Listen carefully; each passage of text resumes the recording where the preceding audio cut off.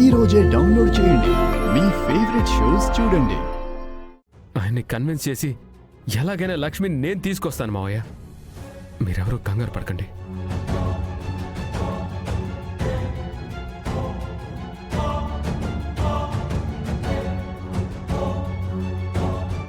లక్ష్మితో పోల్చుకుంటే నా అసలు కష్టాలే కాదు.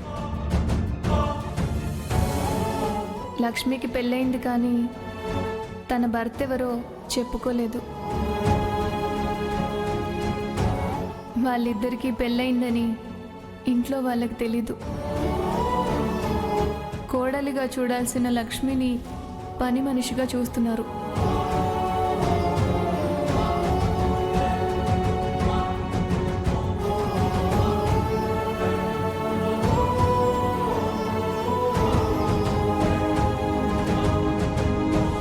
బిహారీ, నా మాట వినరా. మావయ్య ప్లీజ్ నన్ను వెళ్ళనివ్వండి. అది కాదురా. నా శరీరమే ఇక్కడుంది అత్తయ్య. నా ప్రాణం మాత్రం తన దగ్గరే ఉంది. నేను వెళ్ళాలి. బాబు, అమ్మగారు అయ్యగారు చెప్పినట్టు చేయండి బాబు. కావాలంటే లక్ష్మి వాళ్ళ నాన్నతో మేం మాట్లాడతాంరా. మావయ్య ఈ సమస్యలకు కారణం నేను. వీటిని తీర్చుకోవాల్సింది నేను. నేనే వెళ్తాను, నేనే మాట్లాడతాను.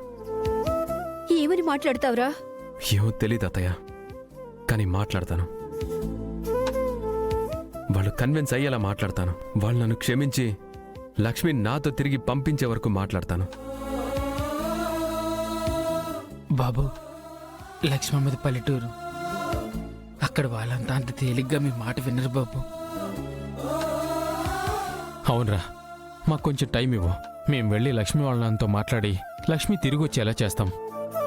మావయ్య మీరెవరు వెళ్ళినా లక్ష్మి వాళ్ళ నాన్న మీ మాట వినరు. మరి నీ మాట వింటారా? వినే వరకు వెయిట్ చేస్తాను. ఎందుకంటే వాళ్ళ కూతురుగా గతి పట్టింది నా వల్లే కదా. నేనే ఓర్పుతో ప్రయత్నం చేస్తాను. నన్ను అడ్డుకోవద్దు. విహరి, ఆగరా. ఒక్క నిమిషం నా మాట విను.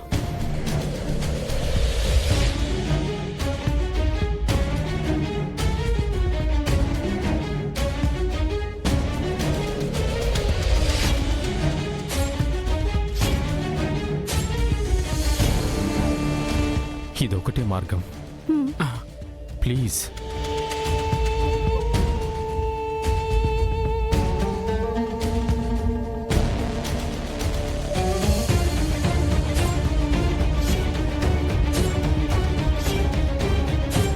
మావయ్య మావయ్య లక్ష్మిని తీసుకెళ్ళకండి మావయ్య. మావయ్య ప్లీజ్ మావయ్య.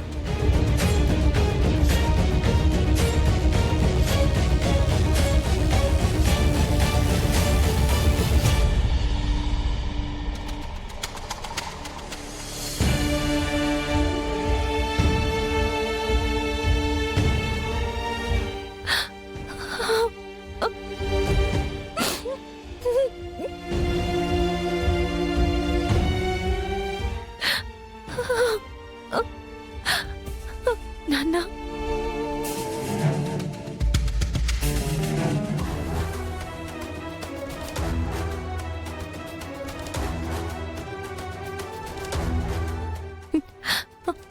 ఏంటి నాన్న? ఒకప్పుడు నా మొహం చూడనిదే నీకు ఆ రోజు రోజులా ఉండేది కాదు. మరి ఈరోజు ఏంటి నాన్న? నా మొహం చూడాలంటేనే నీకు అసహ్యంగా ఉందా?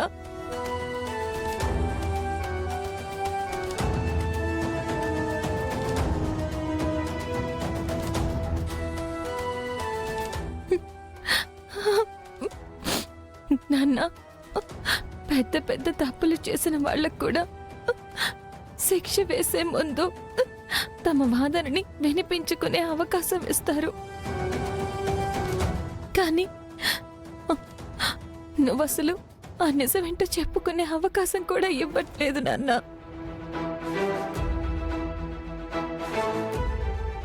నాన్న, నేను నీకు నిజం చెప్పలేదని, విహారీ గారిని సమర్థిస్తున్నానని నా మీద నీకు కోపంగా ఉంది కదా నాన్న. నేను ఆ కోపాన్ని కాదనట్లేదు, కానీ జరిగిన తప్పులో ఎవరు దోషులు కారు నాన్న.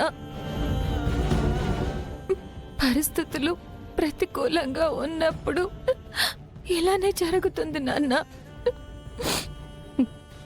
ఈ పొరపాటులో ఎవరు ముద్దాయిలు కారు, అందరూ బాధితులే నాన్న.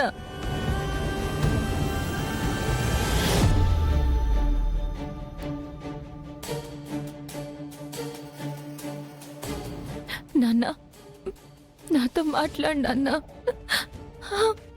కనీసం నా వైపు చూడవా నాన్న? ప్లీజ్ నాన్న, ఒక్కసారి మాట్లాడు నాన్న.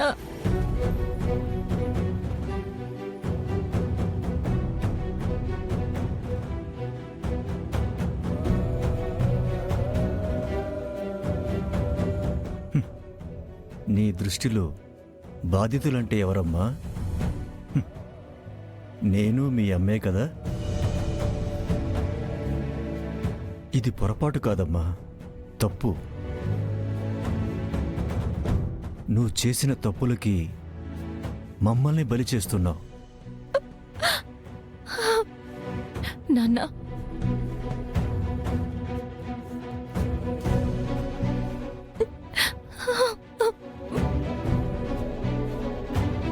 నీ పెళ్ళప్పుడు నాకు గుండెపోటు వచ్చింది. ఆ రోజు బతికిపోయాను, కానీ ఈ రోజు గుండెపోటు రాకుండానే నన్ను చంపేశావు.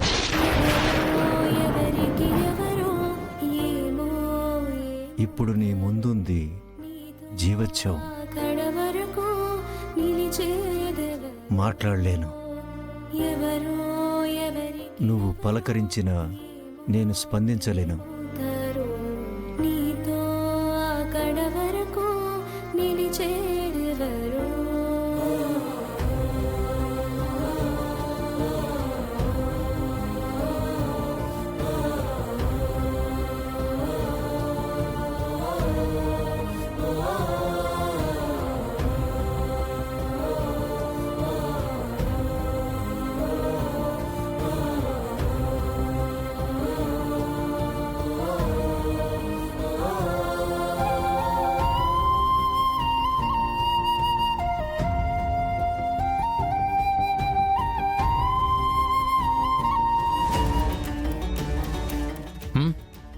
అలాగా? అవునా? అంతర్జంట? మరి ఇప్పటిదాకా ఎందుకు చెప్పలేదు? ఏంటి? సరే, అలాగే. ఇప్పటికిప్పుడు అంటే ఎలా కుదురుతుందండి? ఏంటి, విహారికి చేస్తుంటే కలవట్లేదా? సరే సరే, నేను విహారికి చెప్పేసి వస్తాను. అల్లుడు, అల్లుడు! పదండి బాబు.